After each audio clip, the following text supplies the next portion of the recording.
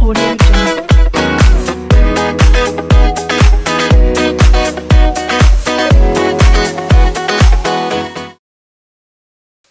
Hi everyone, my name is Precious and you're welcome back to my channel Beyond the Blows, where we'll talk about everything affecting our present reality.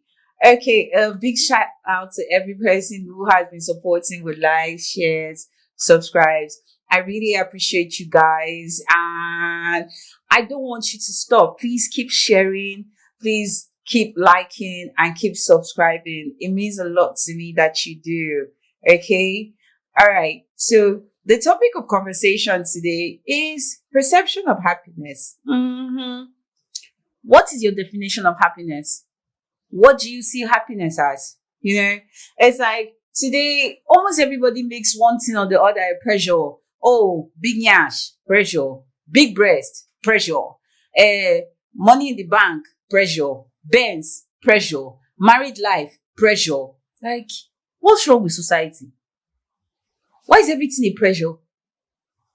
Like, now, Mr. A could actually, his definition of happiness, okay, is to be single, to have a great career, to have good friends, a happy, immediate family, brothers, sisters, and all of that. And that's happiness to him. That's his definition of happiness. Mr. B's definition of happiness, okay, could be like, oh, I want to have a baby. I want to have a wife. I want to have enough money to make them comfortable. And when he has that, what does he have? He has happiness. That to him is his definition and perception of the term happiness. Okay. Now, Mr. B could be like, oh, well, I'm gay, or I'm bisexual. And I cannot marry a woman. I cannot marry a man at the same time. So what I'm just going to do is I'm going to be single and enjoy myself. So nobody gets to know that, oh, okay, I'm bisexual or I'm gay.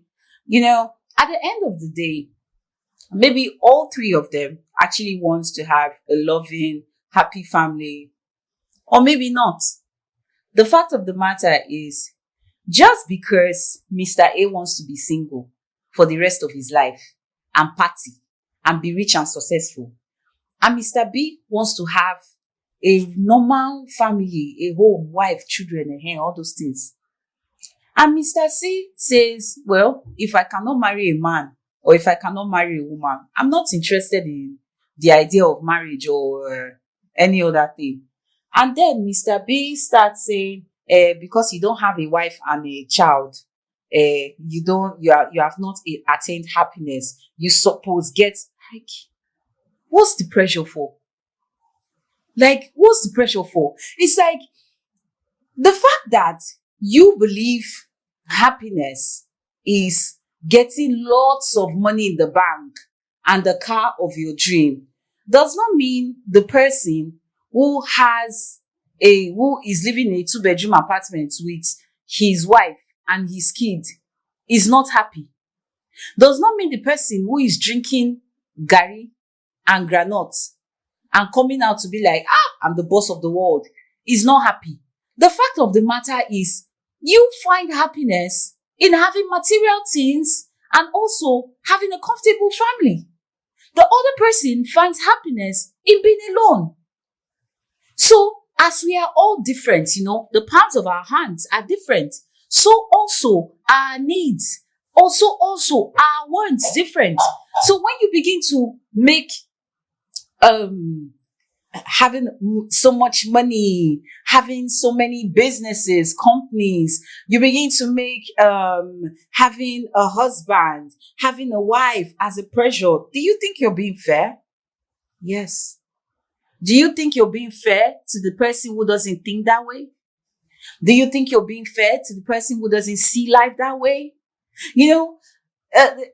I would say the best thing we can do for each other and for ourselves, okay, is to hold space in our minds for every person.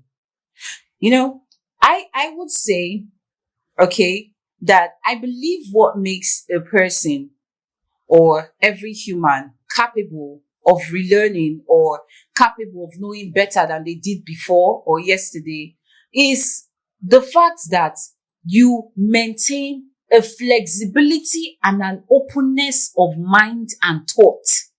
The fact that you are very constricted, very restrictive, no, it's supposed to be this way, no, it's supposed to be this way, that's a problem. It's not supposed to be this way all the time. That's why you have winter, you have summer. Okay, a very wonderful and practical example that I want to give right now is this issue of Africans saying, oh, you shouldn't bleach. As an African, it is not good for you to bleach. It's not good for you to whiten your skin. You are feeling insecure. Hello, excuse me. Are you sure? Okay, let's put it this way. What if bleaching or whitening the person's skin is actually what's going to make them feel happier about themselves? Have you thought about that? Or you just see somebody that bleaches and you don't, hey, see this one, but you don't bleach. I know her before, now black person.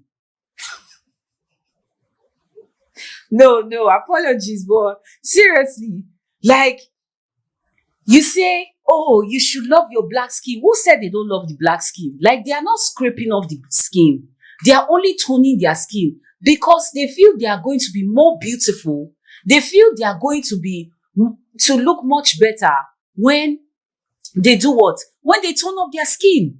So the fact that you feel, you are bleaching your skin, you are not secure in yourself. How can you bleach your skin and you'll be feeling good with yourself? It doesn't mean that the person is not secure.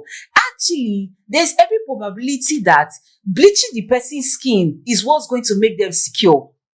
And now, that person you're telling, oh, you shouldn't bleach your skin. Oh, you should be proud of your black skin. The fact that you are telling them that thing is actually going to make them continue dying inside. Why? Because what they want to do is to bleach their skin. What they want to do is what they want is an ass job. What they want is a boob job. What they want to make them happy is a wife. What they want to make them happy is a good job. What they want to make them happy is to be an owner of their own business. So you can't judge people by your perception of happiness alone. You cannot judge people by your yardstick. We need to learn to open space for each other. We need to learn to have a flexibility of mind. Let us be flexible. Let us hold space for each other. Let us have a flexibility of mind and thought so we will be able to know better, do better, and understand better. Well, this is the end of this episode. Thank you for tuning in. Don't forget to like, share, and subscribe. I love you guys. Bye.